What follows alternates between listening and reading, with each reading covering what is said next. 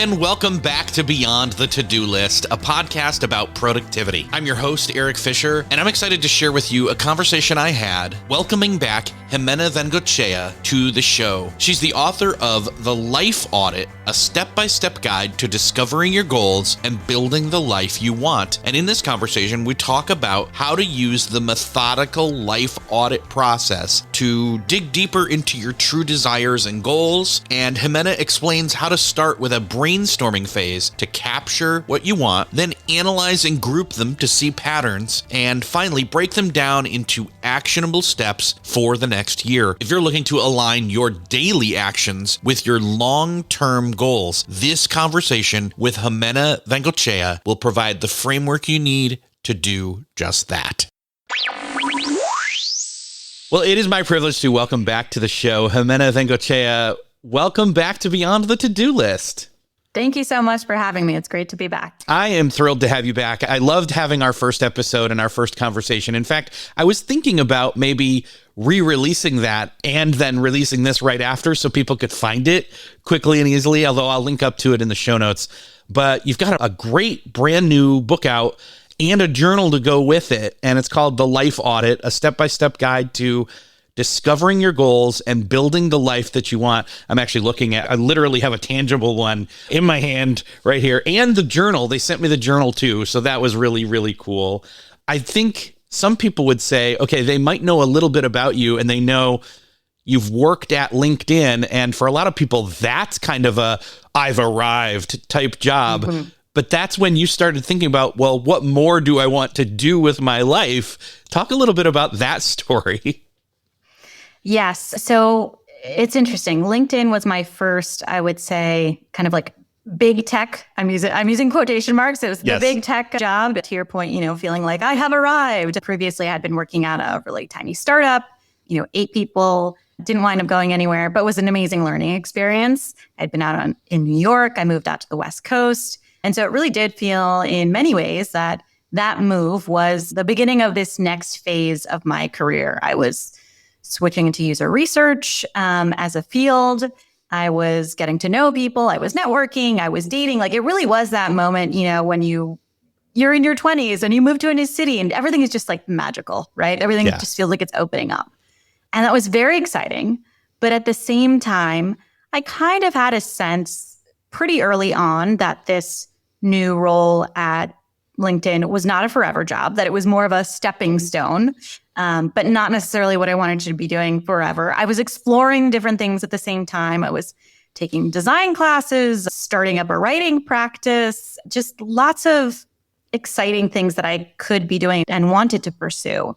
And I remember just like one weekend thinking about all of the things that I wanted to be doing, could be doing, wasn't sure if they were leading up to anything, and just feeling a combination of excitement and overwhelm, right? So much possibility. Also, oh my God, so much possibility. Right. And that was really the moment where I took some of these tools that I was learning from the field of user research, which is really about understanding people, getting a large amounts of data, either through surveys or through in-depth interviews or workshops, and then transforming it into insights so that a company can build more human-centered products. That's kind of the overall. I was learning those things and at the same time thought, okay, I have these skills that I'm developing to answer someone else's questions, to answer a company's questions about how they should design a product. But what if I took these skills and used them to answer a question for myself, which is, what do I want to do with my life? Which is a huge question, a very daunting question. But that's essentially what I did that weekend. Was I started kind of borrowing these different techniques from user research and really using them as a way to get introspective, reconnect with my own intuition, and then begin to chart a path forward. And we can go into all the details of what that actually looks like. But at a high level, that's kind of how it all came to be. Okay. Yeah. So reverse engineering, I guess, what you were learning, but applying it to a completely different thing, and not just career, but like your entire life, because goals aren't just, because again, I started with talking about, you had that one role at LinkedIn, again, something that some people would be envious of, But again, that's not the only component. We talk about work-life balance or work-life integration, or however you want to, terminologize sounds like it's dead. Terminologize, which also probably isn't even a word, but however you want to go about talking about it, let's simplify. Applying it to that and thinking of it in that different way. I think some of the people listening would probably think, yeah, I've been there. I've had moments where there's all this promise. I've also moved beyond that point in time where I feel like, wow, the life I'm in right now is not necessarily one that I recognize as something I would have planned for myself. In fact, it feels kind of like somebody else's life. Mm-hmm. Yeah. I think that it's interesting because I really think the life audit is a tool that you can use at any phase of your life. And I hear from people all the time who are, not in that 20-something life is magical phase. I am no longer in that 20-something magical, life is magical phase. I have, a dog, a child, real responsibilities, a marriage, like life constraints that make my life audit look different now. But the beauty of it, I think, is that it can be used as a tool no matter what phase you're at. I mean, I've talked to people who are empty nesters who, for the first time, they're looking at their life in a totally different way. The kids are off to college. They've been spending so much, giving them so much attention, time, mental energy. And then they go, oh my gosh, I have a whole life that, I've maybe been neglecting or just not nourishing in the way that maybe I want to for, the next 20 years, 30 years, whatever it may be. And I've talked to people who, do think about the life audit more in professional terms, like they're really trying to figure out a career change, for example. And then others who say the life audit has been really useful for kind of bringing to the surface maybe feelings that they knew they had about, let's say, a relationship that they're in. And that could be a friendship, it could be romantic, any kind of relationship where you kind of say, actually, this is not what I want. Or it is what I want and I want to double down, right? But I think that is part of the beauty of it, is that we're using it as a tool to ask ourselves, what do I want right now at this moment in time, knowing that whatever comes up is going to be a snapshot of my life. It is a reflection of my interests and values and passions right now. And in 5 years, we may look back at it and be like, haha, that was so silly. Or we may think like, you know what? Past me really knew what they were talking about. Why didn't I listen? Like maybe now it's time for me to take this thing on.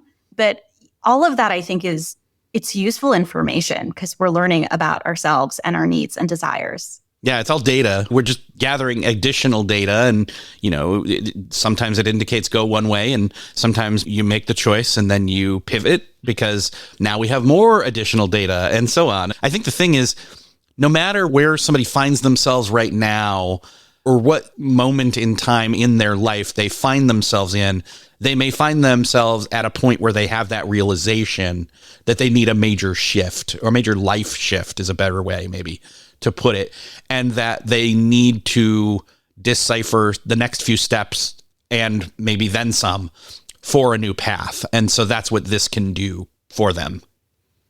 Yes, exactly. And I think, I don't know anyone who hasn't faced some kind of crossroads, whether it's, professional, personal, health, financial, like there's just, that's the nature of life, is you're always going to get surprised by something and figuring out which way to go. And I think in this culture, society, moment in time, we have a lot of external voices trying to answer that question of what should we do? What should we focus on? Where should we devote our attention? And it's very easy to forget to turn inwards and to actually listen to that little voice inside of us that also has ideas about, what you might want to do with your life. And I think this is true of all of us, right? There are just societal expectations. A woman should get married and have children by X age, or financial expectations of like, you should make a certain amount of money by the time you hit this age or get the house or whatever. There's a lot of external voices out there that are pretty loud and really kind of bossy about what we should want. And so I think that's one of the real values of the life audit as a tool. It's making space for our own voice to emerge, which is just not something that most of us are doing on a regular basis. Yeah. Well, so a lot of people are probably like you, where they think, okay, I need to, I want to write a book, or in your case, now you've written 2 and a journal, and I want to change careers. I'm not going to be where I'm at forever.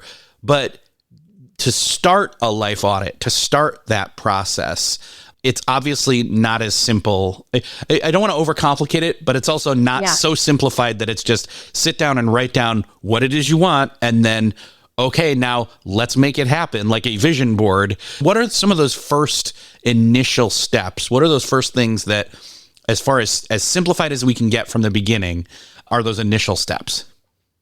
Yes. So I like to break down the life audit into 3 parts. So there's kind of a generative part, a more analytical part where we're kind of understanding what's come up, and then we get into action planning. So we start with the generative side, which is generally I recommend taking an hour, pulling out a stack of sticky notes, grab a Sharpie pen, give yourself an hour of quiet or put on some music, whatever, just like get yourself in a zone and spend an hour jotting down wishes, desires, goals.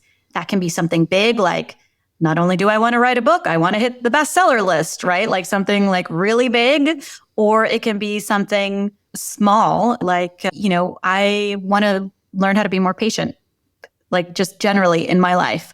Or I want to finally take that photography class that I've kind of been eyeing for years. So it can be on any scale. It can be, I want to make this much money next year, or it can be like, I want my boss to respect me, right? Like, again, any kind of scale, and it can be personal, it can be professional, whatever. So the point here is that in research, we do a lot of brainstorming. This is really your brainstorming phase. This is the blue skies, anything goes, just get it out on paper. All ideas are good ideas. This is not the time to judge yourself for what's coming up, or to self-censor and say, no, that's too out there, or that's too weird, or that's like very much 7-year-old me speaking, not, 40-year-old me, like shut it down. No, this is just let it come fast and loose, see what comes out. That is part of why I recommend doing this with sticky notes and a Sharpie, not on your computer. Like, we're not finessing these ideas. We are not like writing out like a lovely little essay around them. No, we are just getting to the core of it and just saying, write a book, publish a book one day, or take the design class, or whatever yours may be. So that's really step 1. It's just we're generating ideas. When we get to the next phase, that's when we start to analyze and see like, okay, what's actually come up? Like, I just went into this wishing mode, like this other part of me channeled all these wishes. Maybe I had an out-of-body experience. Maybe that was very difficult. Maybe some people have to take breaks and they're like, well, my gosh, like that was hard. Usually it takes people a little bit of time to kind of get the wishes going, or maybe they stall out, they've got like their 10 that they've been thinking about for a while. And then they're like, how am I going to get to 100? 100, by the way, it's a guideline. You don't have to hit 100. You can go past 100. Same for an hour. I do find that these things help, but don't let that, hold you back or discourage you in any way.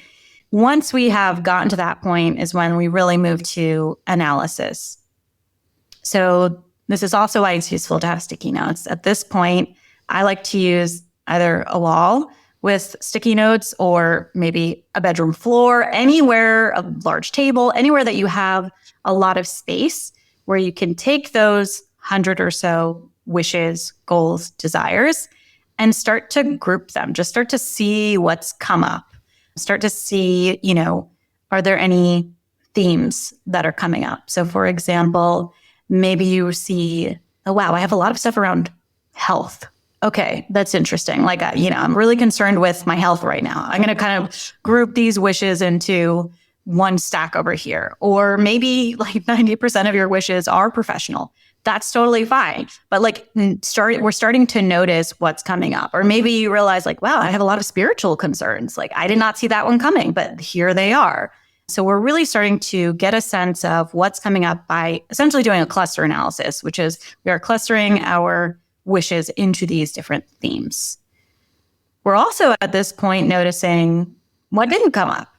So this is usually the point where, maybe you step back and you look and you see, well, that's strange. Like, I don't really have many wishes around family. Like, everything is around my job. Like, does that feel good? Does that feel icky? Does that actually make sense? And so there can be feelings that come up at this stage, feelings at every stage, but in particular, when we look at, what's come up, because there can be an instinct to be self-critical, to say, why didn't family come up? Does that mean I'm not a good person? Why didn't something else come up? Or, oh gosh, I have been hung up on this one wish around starting a small business for years, and I've never done anything about it. Again, feelings of regret, feelings of self-criticism, a lot of stuff can come up. And I like to say that just to remember as you're doing this, that the life audit is not a report card of your progress. It is not telling you what you have done necessarily. So the reason that, for example, family might be missing from your life audit might not be that, you don't invest enough in your family. That could be. But it could also be that you invest so much that it is not an active goal or wish. You don't need to wish it into existence because it is already tended to. And there may be other things in your life audit that also don't show up because, again, you're actively working on them already, or they're in a good place. And, that's great. So recognizing that what we're learning is just a snapshot of where we want to go next. And we're not even putting a discrete timeline on that. We're just saying life in general, you're over the course of your lifetime, and beginning to kind of see how our wishes may be a reflection of ourselves in some way. Now, are we doing any kind of scope limitations in terms of, in other words, how far out are we going? Are we saying, because when people talk about goals, they're offering what's your 5-year plan? What's your 10-year plan? You hear people talk about that. How far out are you suggesting we allow ourselves to come up with these brainstormed ideas? I think your whole life. So I don't limit it to, next 2 years. You do further on in the process, you do start to prioritize and look at things by time. You do start to say hey, this is a near term goal. Let's say the next 6 months, or this is it's a year out, or this is more than that, right? I call them someday wishes. It's someday I would like to hit the bestseller list. Yeah. But in the next 6 months, my focus, the thing I really want to do is this other project. And then there are things I was mentioning earlier, maybe you want to become more patient. That's something that is that's more of a core value. That's something that you want to do every day, right? That doesn't really have a timeline. So what I find is that it's useful to keep it open in that generative phase of just think near term, think long term, bring it all up. And then later, as you analyze, after you've done this sort of initial thematic analyzing, you do get to a point where you start to say, okay, if I were to plot this on a timeline, what would that look like? Is it something that I want to carry with me daily, like a core value? Is it something that I want to do in the next 6 to 12 months soon, let's say? Or is it something that I want to do someday at some point in my life? And in the book, I say you can label it in certain ways that you can kind of see that. But it's useful because then you're getting a snapshot of essentially how ambitious are you being? Are 90% of your wishes things that you want to do in the next 6 months?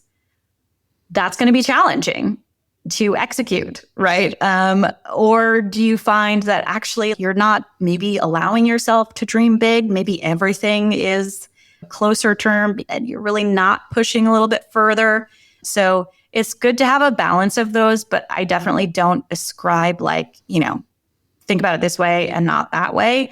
Just see what comes up and then analyze after. Because all of that is, again, it's kind of information, it's data for you to kind of see, oh, wow, I really am thinking, I am thinking for the next 5 years, even though I know this is, full out. Or, I have great ambitions for my entire life. That's going to require some smaller steps. If one of my wishes is, I want to be super fit and flexible at 80, I'm going to need to do some work in order to reach that goal, right? I can't start that at 79.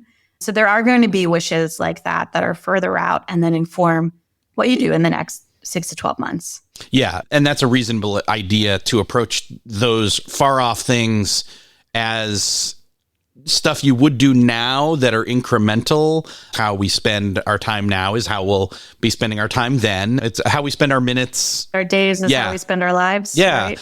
And even, when a lot of productivity people talk, they're like, the 2-minute rule. If you can do something in 2 minutes, then why not do it right then versus have it be something that's taking part of your mental RAM for the whole day until later, and then you forget anyway, And so, right. But it's one of those things where I love the idea that you're giving us permission. You're saying, treat this very openly and less tight and precious.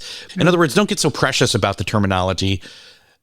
A life audit is one thing, but this is kind of going to be a continual thing that you may dedicate specific time to again and again, quarterly, annually, whatever frequency is good for you. And by constricting and saying, I don't want to think too far out, then you're limiting yourself from allowing those things to eventually I would like to insert here this thing or be this kind of way. By limiting yourself, by never even letting that enter into the picture, you never let it enter into the picture. What's been my experience, and probably yours as well, has been something along the lines of once you allow yourself to dream a little bit, it frees you up and you start to dream a little bigger each time.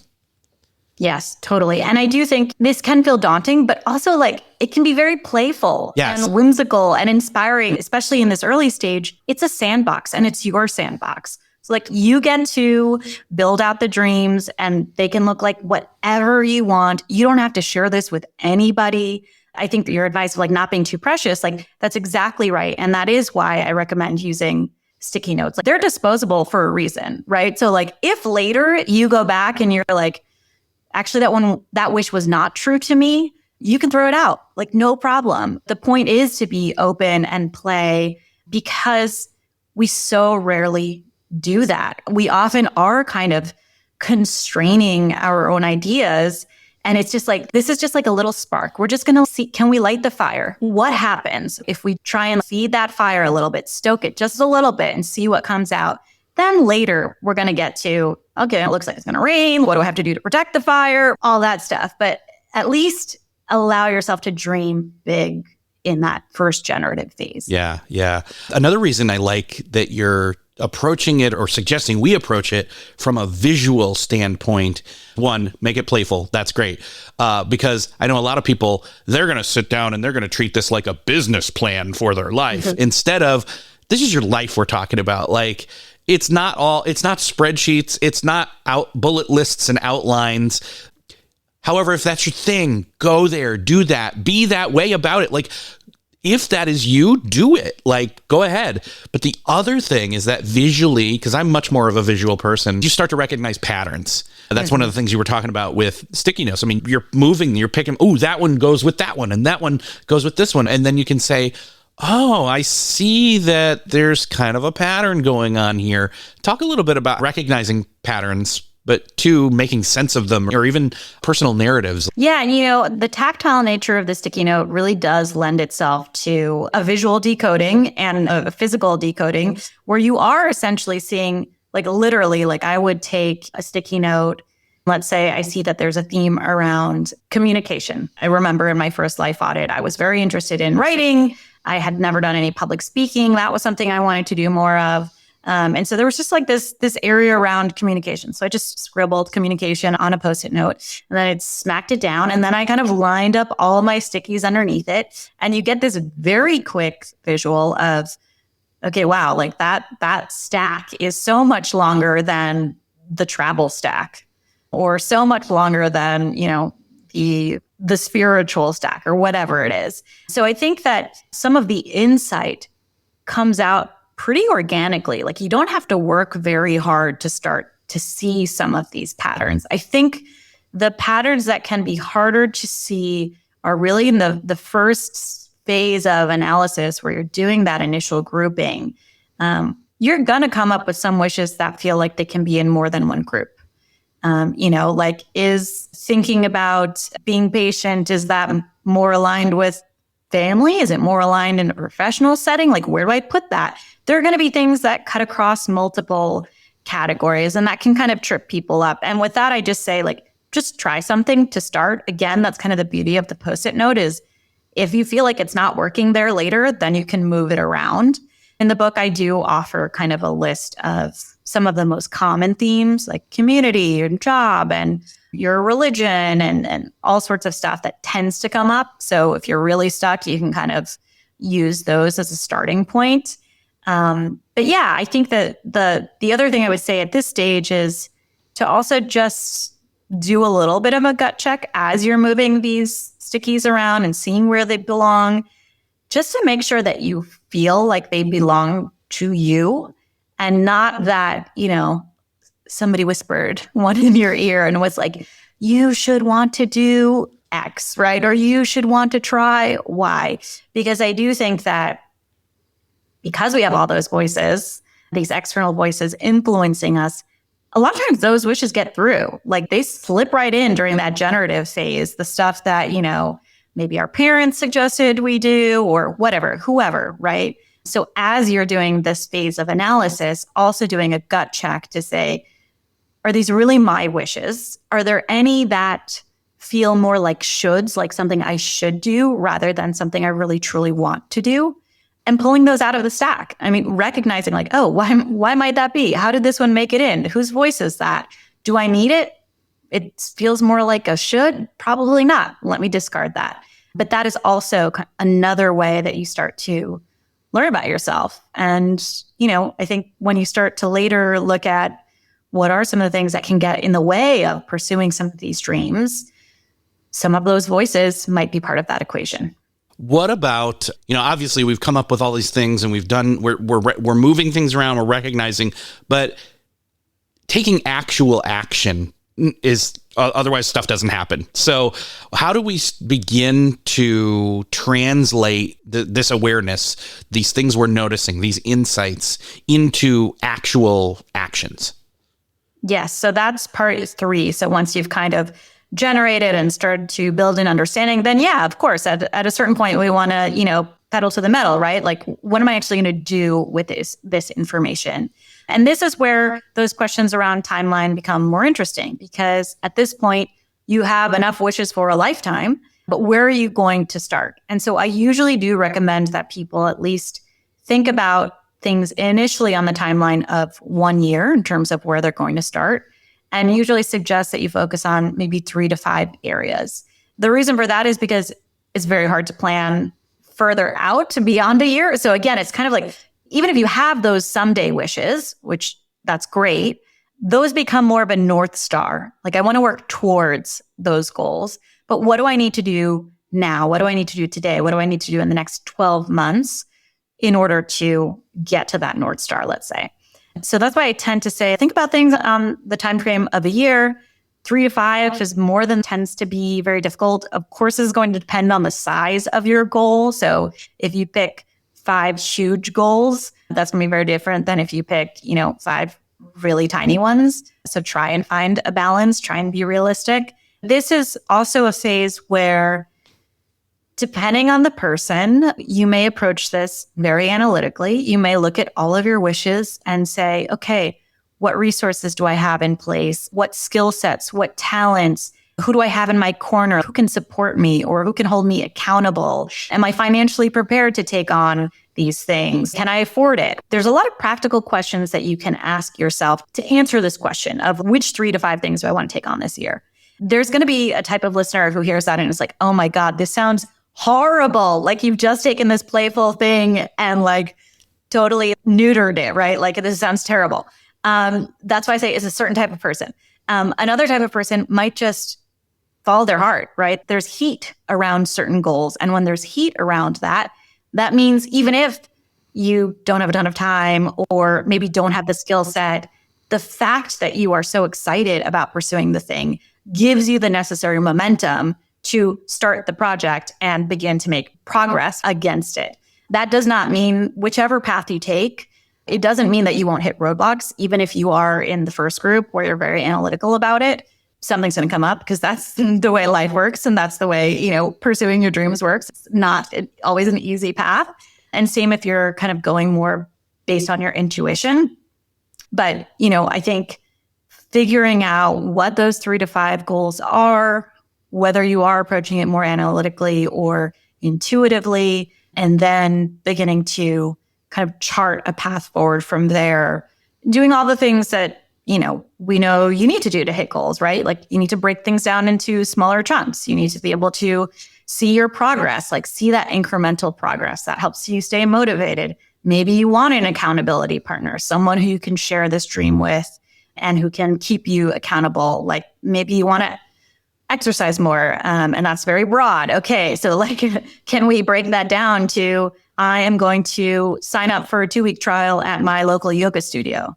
Okay. And also, I am going to do this with my friend because the last time I tried to do this, I paid for the trial and I never went. So this time, I'm going to go with a friend, right? So you take something really broad and you start to narrow it down. A lot of this is really about kind of pulling on best practices in terms of turning big nebulous goals into something more achievable so that you do have that momentum to keep going.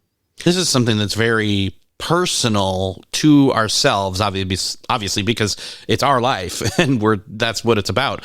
So inherently that becomes personal, but then letting somebody else in on it when it comes to those accountability checks and balances, or not just checks and balances, but also motivation. Sure. How would you say we should approach, what are some best practices you've found in terms of approaching vetting or selecting the right people to allow into this process?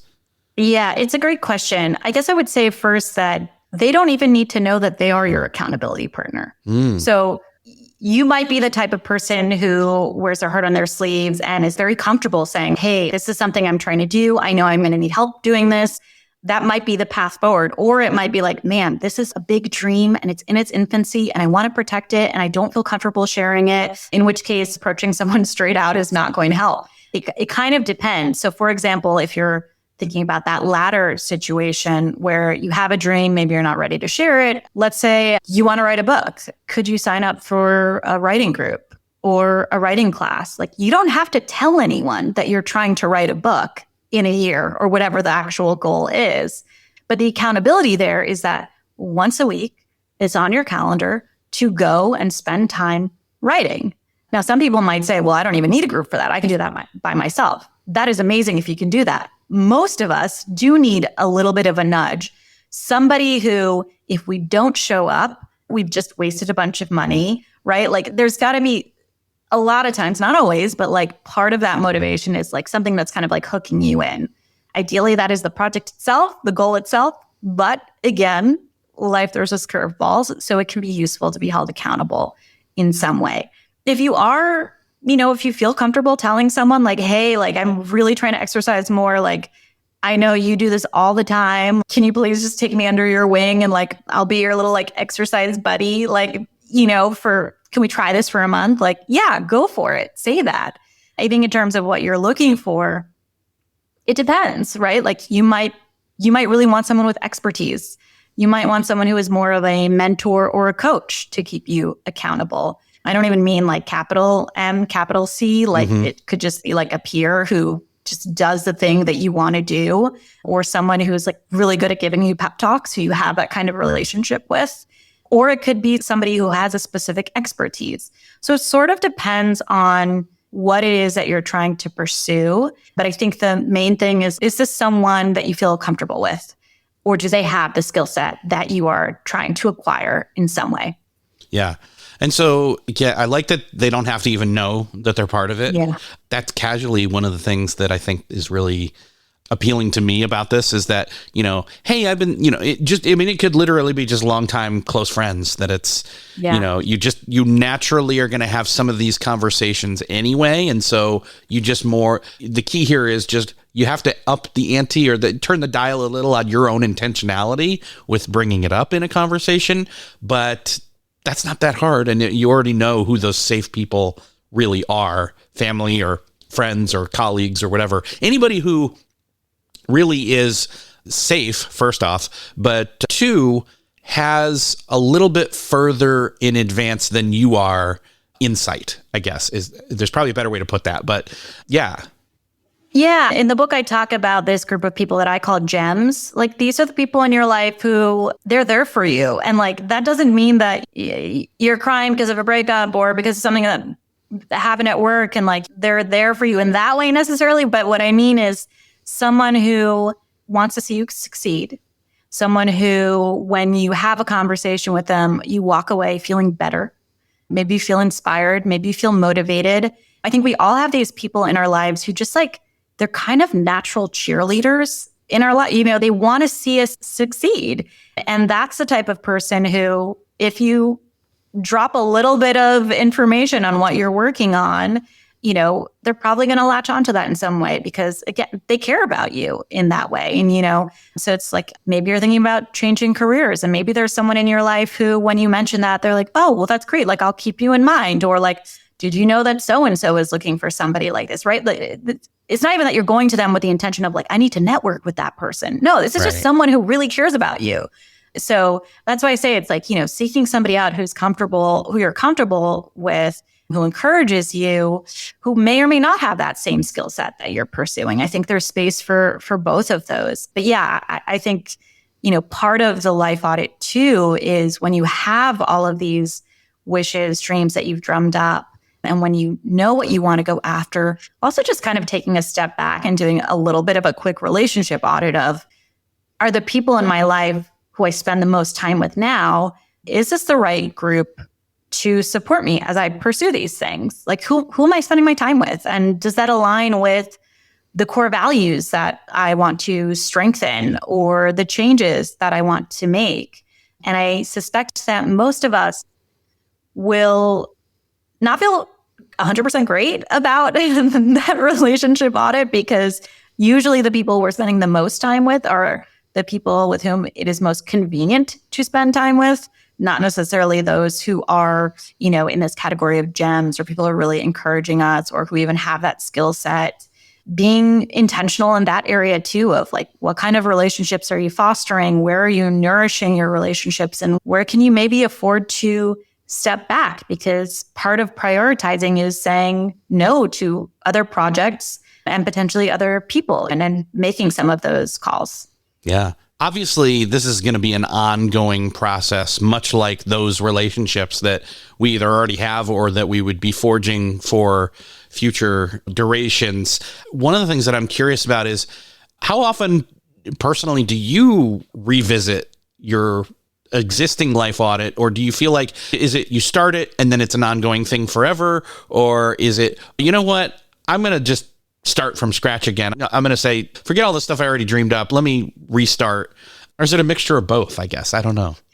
Yeah, that's a great question. I would say in the beginning, like maybe let's say the first 5 years, it was something I did annually. So I did the kind of initial one, the first life audit, which probably taught me, you know, the most in some ways, because it was the first time that I did that.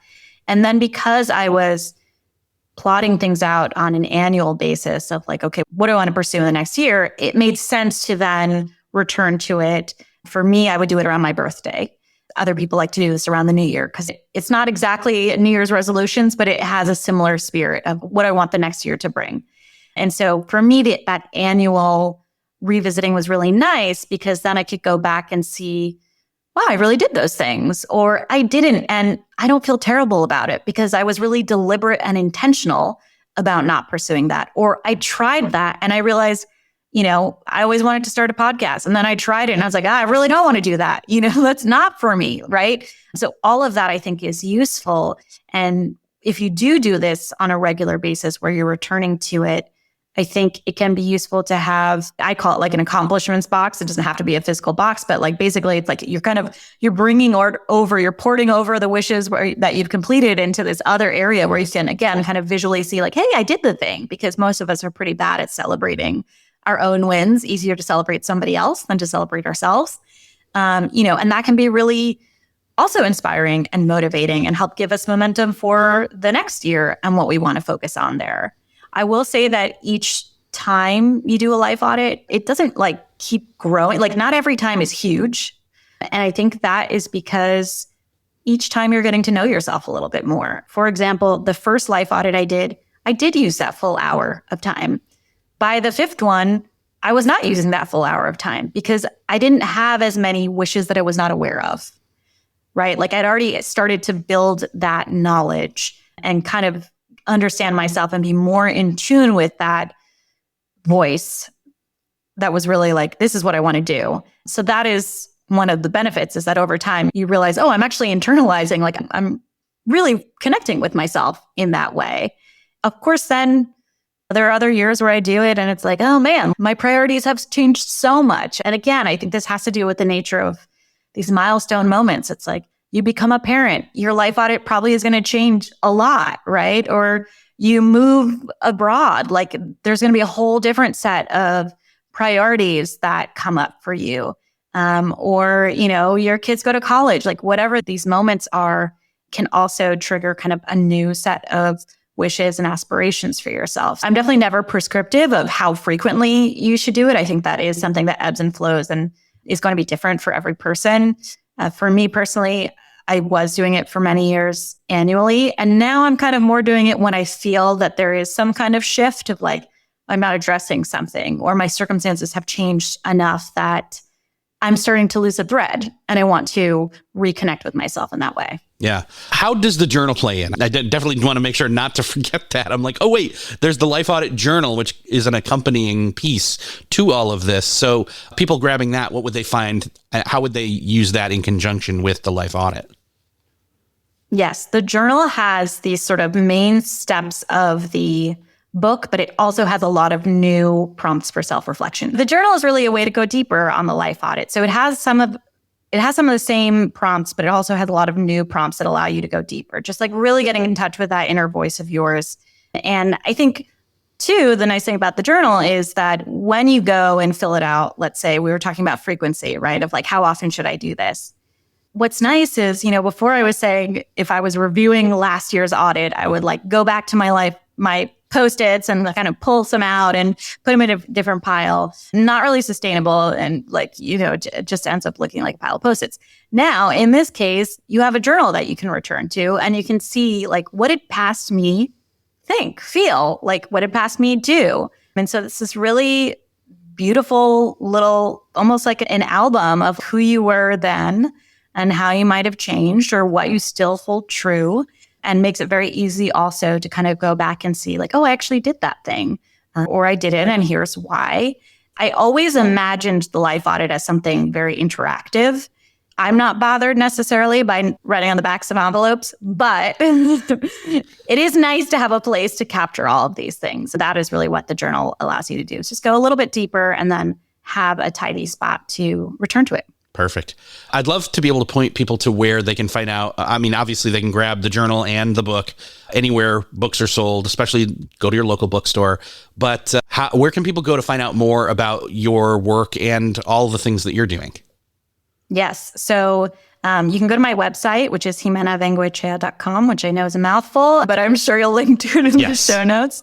I also have a newsletter on Substack, which is Ximena.substack.com. where I share book updates and just generally share essays and illustrations about a lot of things that we've been talking about in terms of, living a good life and all that entails. Well, Ximena, it's been great talking with you yet again. Like I mentioned earlier, I'm going to make sure to link up to our previous conversation in the show notes for this one in case somebody missed that or didn't listen to it. It's a whole other topic, although it kind of ties in a little bit, but it's been great talking with you. Can't wait to see you again. Open invitation as you continue to unpack and do your research and then pack it up for us.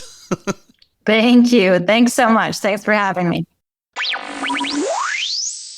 Well, that's another podcast crossed off your listening to-do list. I hope that you enjoyed this conversation with Ximena Vengeochea about the life audit and the process of doing that. It can seem like it's overwhelming, but she keeps it very simple and step by step. And trust me, you're going to want to grab this book because we all could use a little more life planning than we do currently use. If you found this episode helpful, make sure to grab the book by going to the show notes at beyondthetodolist.com or check them out in your podcast player app of choice choice, wherever you're listening to this. That's also where you can do me the favor of sharing this episode. Hit that share button, send it to somebody you know needs to hear it, that's been thinking about this already, and or share it out on social media, LinkedIn, etc. Let people know that you enjoyed this conversation and what you got out of it. Thank you so much for sharing.